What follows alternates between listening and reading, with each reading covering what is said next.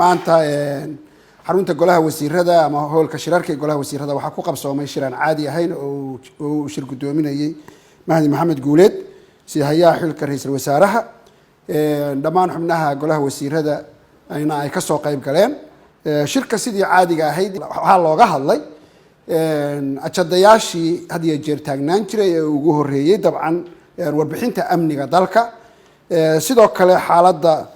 dalka ee COVID-19 iyo sidii dalka dib loogu furi lahaa waxa kale oo looga hadlay si xoojinta hawlaha xukuumaddu wado maadaama shalayto go'aankii golaha shacabku qaatay xukuumadda kalsoonida laga noqday ilaa inta xukuumad kale oo xilka kala wareegta laga soo dhisayo in hawlaha dawladda sidoodii ay ahaadaan oo la dardar geliyo goluhu wuxuu ugu horeynba amaanay runtii waxqabadkii iyo soo jeedkii iyo hawlkarnimadii iyo qorshihii fiicnaa ee uu sameeyay ra'iisul wasaare Xasan Cali Khayre ayaa aad iyo aad loo amaanay loona rajeeyay khayr iyo future wanaagsan kaalintiisii hogaamineed ee golahan shalayto kalsoonida laga noqday uu ku hogaaminayay intaas kadib golahu sidoo kale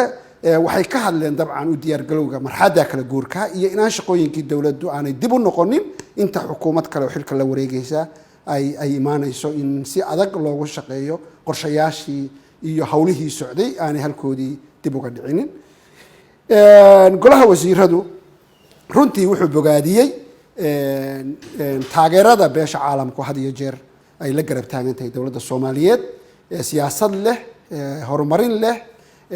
dhaqaale leh amni leh ayaa golahu aad iyo aad u bogaadiyay haddana dhinaca kale waxay golaha wasiiradu ka codsadeen diplomatic missionska iyo dawladaha aanu saaxiibka nahay inay ixtiraamaan madax banaanida iyo dastuurka iyo go'aamada hay'adaha dastuuriga ah ee dawladda inay ixtiraamaan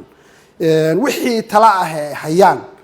u hayaan horumarinta iyo adkeynta nidaamka dawliga ah ee Soomaaliyeed na inay u maraan channelka diblomaasiyadda ay u maraan golahu wuxuu runtii shirkiisa ku soo gabagabeeyay in dhawaan maadaama uu hoos u dhacay xanuunka COVID-19 iyo dadka uu soo ridanayo saameynta uu Soomaaliya hadda ku leeyahay in si dhaqaalaha dalku uu dib ugu kaco dib loo furo dhawaan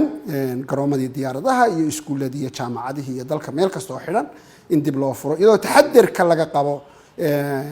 in wave-ka labaad ama wareegga labaad ee coronavirus-ka wadamada adduunka wadamo kamida uu ku dhacay taxadir xoog leh laga qabo mar kasta ay imaan karto in ama wadan ama meel gaar ah hawlaha ka imaanaya haddii khatar loo arko la joojiyo